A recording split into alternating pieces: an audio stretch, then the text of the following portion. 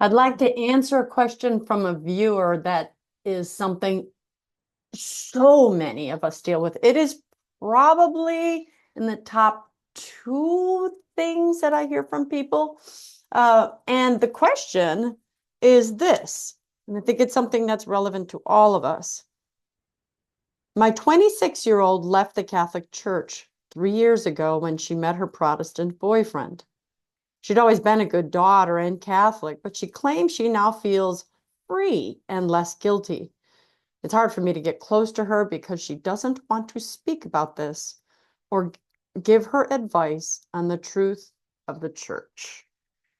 I am Dr. Christine Bacon. If you like the answers you get here, please remember to like and subscribe. And as always, share with a friend and consider supporting me through buymeacoffee.com and the link below. So I'd like to start with the reason I get this from many people is that so many of us have our children lost to the culture. We feel as if they're lost. We did everything we could. We raised them in the faith. We showed them love. We didn't just talk about love. We had a good, healthy family. They loved Jesus. And for many of us, we put them in Catholic schools. We did the things. You may have even prayed family rosaries or anything. But boy, once we let them out into society, we are feeding them to the vultures. So many of us, I would dare say close to all, maybe 99% of children will leave at some point, even if they don't tell you. They will leave in their mind, or they will question the faith, or they will stop coming when they're not in your presence. They may not be estranged from you. But here's the thing. Do not be discouraged, because I know we've heard in the Bible, raise up a child in the way he shall go, and when he is older, he will not depart. And I know we think about that in terms of discipline. But what is religion but disciplining your body, your mind, your spirit? As a matter of fact, the word to discipline comes from the root word disciple, which means to guide and to teach. So if you've guided your child, you've taught them well. I find great rest in the words, and when he is older, he will not. And when he is older, he will return, right? Train up a child in the way he shall go. When he is older, oh my goodness, all of a sudden I'm getting the words all mixed up. He will not depart. So it basically says, teach a child, let them know what they can and can't do. But it seems almost human nature, look at Adam and Eve and look at ourselves, that the whole point of the church is to have boundaries. Why do we have boundaries? Because we don't want you falling to the left or falling to the right. There's a cliff on each side. There is hell on each side. And you're walking on a very fine ledge. I picture like the Grand Canyon and the small, thin land bridge going through. It's terrifying. And if you've told your child, just keep going this direction, just keep going, they'll listen to you and they'll listen to you. And then puberty sets in, life sets in. They have to mature and become their own man or woman. That's why God gives it. That's why they have to start figuring out, is this my mom's faith, my dad's faith, or is this my own faith? And so in order to do that, they have to go, wait a minute, what protected me from? What's on the left side anyway? And if you're on this big cliff, the child might look down and think, that doesn't look so deep. That doesn't look so bad. Look, there's a tree on the edge.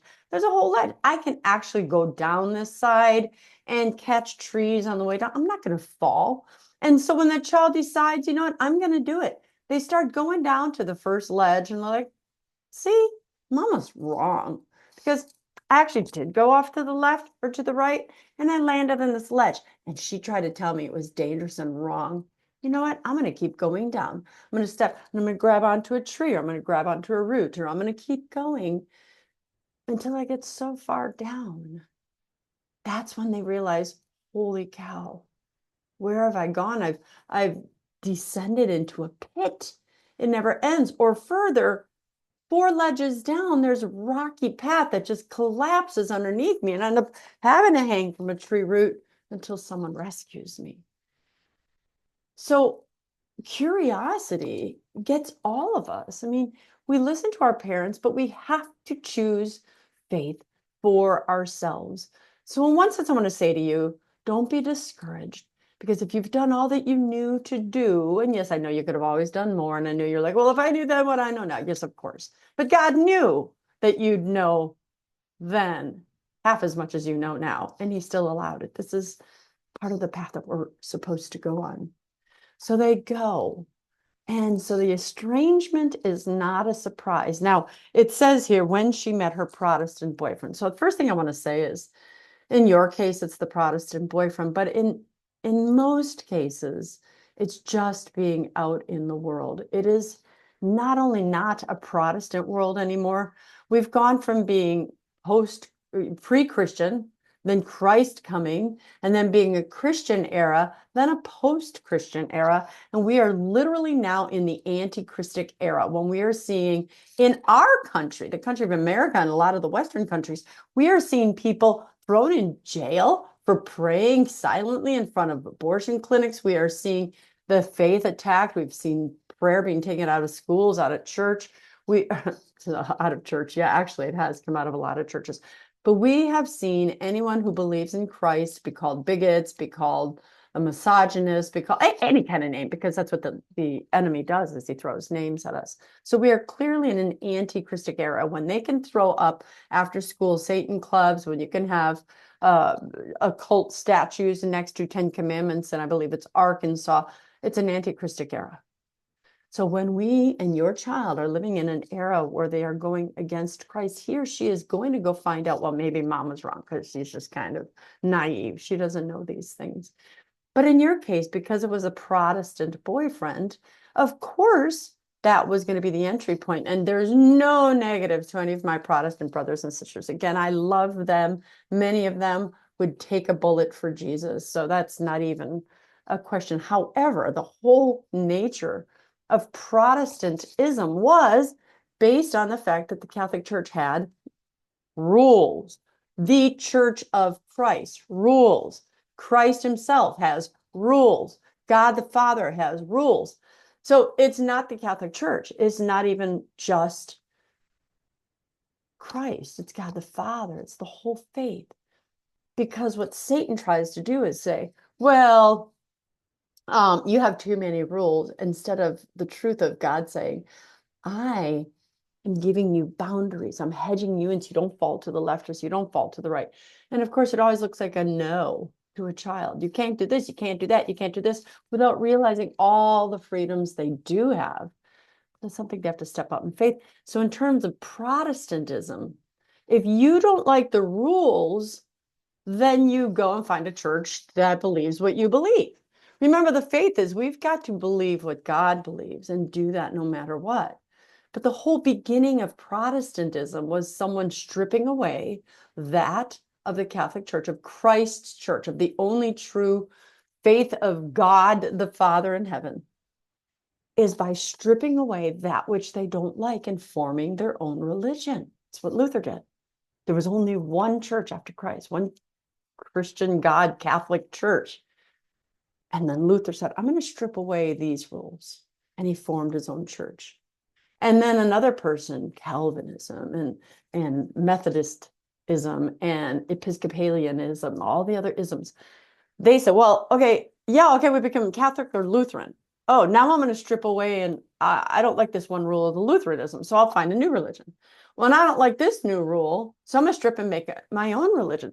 So that is all to say the whole nature of Protestantism is to keep searching till you find something where God agrees with you. And if you can't find it, form your own religion. That's why there's over 48,000 Protestant sects right now, sects. So her boyfriend may appear to be pulling her from the faith, but perhaps God is allowing this because maybe one day when she does return, she will pull him or other Protestants in her path. Or I will say to you, I went to this amazing Christian university. It was Regent University here in Virginia Beach. And it was the one that Pat Robertson runs, where I got my master's and my PhD. And at first I didn't want to go, even though it was 2 miles down the road from me, because I thought it would have an anti-Catholic slant. But when I finally got that message from the Holy Spirit that that's where I was supposed to go, it not only didn't weaken my religion, my Catholic faith, it made me question and understand and search, has strengthened my Catholic faith. So I had to be in that school, that area, to learn what is truth. So your daughter may actually be more exposed to truth by going, wait a minute, is that true? You're saying not to honor Mary? Something in her soul might be good. You're saying maybe there is no purgatory, maybe there isn't, but wait a minute. She may be questioning, why are you saying these things? So allow that. It said she'd always been a good daughter and a good Catholic, but now she claims she feels free and less guilty. Sin always makes us feel free at first because God gives us free will. And so you think about, I've been, a lot of people I work with, they struggle with same-sex attraction. And there comes a point they fought it for 20, 30, 40 years and like, oh, the heck with it. And then they go and get into that same-sex relationship. And at first they're like, oh, this feels great, but they never have peace. And eventually what happens is it starts imploding on them. They start, okay, I'm feeding my flesh, but now what? And then God will never bless sin. So then they start feeling the lack of the blessings, the curses, and so on and so forth. And then what happens then is that they actually start feeling worse. I think often of the movie The Chronicles of Narnia. If you haven't seen it, go see it. It's based on C.S. Lewis' book. I think all of you watching this have probably seen it. But the young Edmund, the young brother, when he meets the wicked witch of the South or whatever she is, and she's like, well, ask for whatever you want. She looks beautiful, of course. Well, kind of beautiful. And then he's like, Turkish delight. And she gives him a platter with silver of Turkish delight. It is the best he's ever tasted. And later in the movie, you see him in prison and everything's turned to worms and he's trapped and it's dark and she's not looking good anymore. And she yells at him because the truth comes out eventually. So you're free until you're not. Sin will always taste sweet at first, and then it becomes sour and bitter. Your job, my friend, is to be patient and to pray your backside off as best as you can.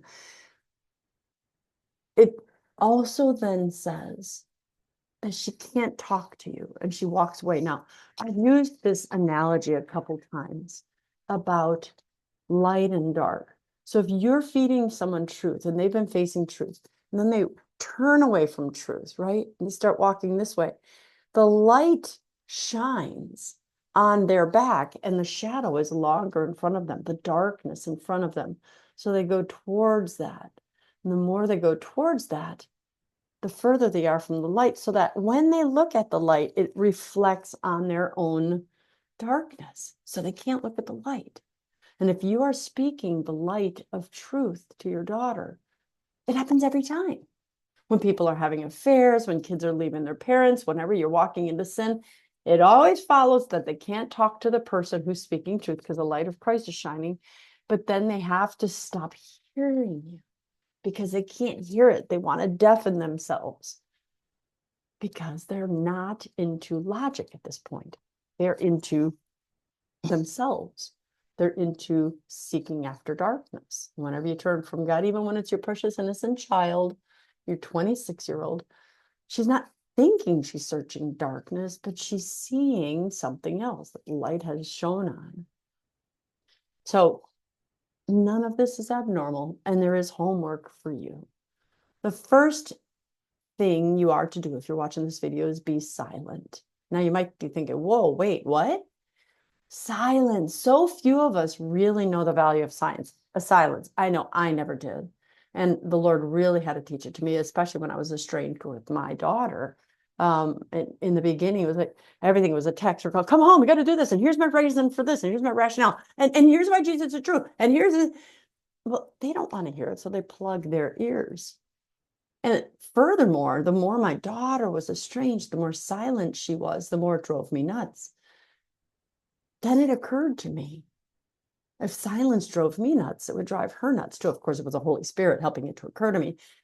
So when she would reach out because she needed something and it was just kind of snarky, and if I was silent, or if some negative comment came and I was silent, what's funny is it's radio silence. When the enemy doesn't know your thoughts, they become like, wait a minute, that's not what I expected from you. What are you thinking? What are you doing? And the reason I'm saying to be silent is you've told your daughter everything that you could. She knows where you stand. She knows truth. You've raised her in truth. So be silent and let Jesus tell her. Let God put someone in her path. Now, so the second thing, you have to trust. You have to trust God. And you pray your backside off. And you trust that God will put someone in her path that will speak the words that she will listen to, that she won't listen to you. They can say the same exact thing, but if they come from a different mouth, your daughter may listen. However, there will come opportunities where she will question you. Well, what do you think about this? Or if I do this, you'll never see your grandchildren. If you don't talk to me, I'm never going to come to your house for Christmas. If you don't do this, if you don't accept my gay lover, if you don't accept my boyfriend and I sleeping together before marriage, when it's required, you still speak the truth. What about that, Mom? If I don't get married in a Catholic church, you're not allowed to go, says the church. So what are you going to do? Are you going to deny you're going to skip the marriage? Everyone will look at you and realize you're the wacky one. Speak truth, regardless. And I always say this, always speak the truth to your daughter when asked. Always speak the truth to anyone when asked, no matter what the consequences are. Always speak the truth and give the consequences to God. Do only what you know to be right and give the consequences to God. Sometimes those consequences are going to be painful. Sometimes your child is going to choose to walk away for a time. But do you choose your child or do you choose God? You can only have one. Sometimes he'll let your child come back. Many times he'll let your child come back. But God is testing you. Are you going to speak truth even when it's painful, even when your daughter will walk away? Are you going to surrender like another woman I know who who's a solid Christian, got degrees at Christian universities. And now not one but two of her children claim to be same-sex attracted. And instead of speaking truth to those children, she started changing her theology to match her lifestyle because it was just too hard to tell the kids no, because they might not be in her life. God is testing you. When you're given an ultimatum from your prodigal child spouse, you're going to choose them because you don't want to lose them and go against me? Or are you going to choose me and risk losing them? That is where many, many, many of us are in this day and age, in this generation, because Satan is trying to divide families, and it is very real, and it's a very real possibility. But when you die and you stand before God, and he says, you could have chosen me, what are you going to say? When you stand before God, that's what I want you to think about. That moment you're naked, and you're standing there naked, and he's running your whole life in front of you. Who's the person who you want to please? Him? Or look back and go, oh my gosh, I should have done such and such. I shouldn't have chosen to please my daughter over my God. And the last thing, be willing to lose. Be willing to be mocked. Be willing to be persecuted. Be willing to give it all. Remember, everything I'm saying is Bible verses. I can get them for you if you need them. It said, if you want to be my disciple. You know what I'm going to say next, right? Deny yourself. Pick up your cross and follow me. You're denying yourself when you say, I want to be with my daughter. I want to hang out. I want to invite her and her boyfriend to the house. I want to do. Deny yourself. Pick up that heavy cross, even if it's heavy and it makes you cry and you don't like it. And follow him. And only then can you have the peace that you are looking for. And lastly, your daughter will see how you walk with peace, despite her being in the far country. Others will see. When you look like that, when you walk in peace amidst of bombings and landmines and torpedoes, and you just keep walking through it, every head turns and watches you. They want to know how you're doing it. And when they do, they will follow you, and they will follow you to Christ. I'm Dr. Christine Bacon. Thanks for watching this Bacon Bit. And as always, remember to live your life sunny side up.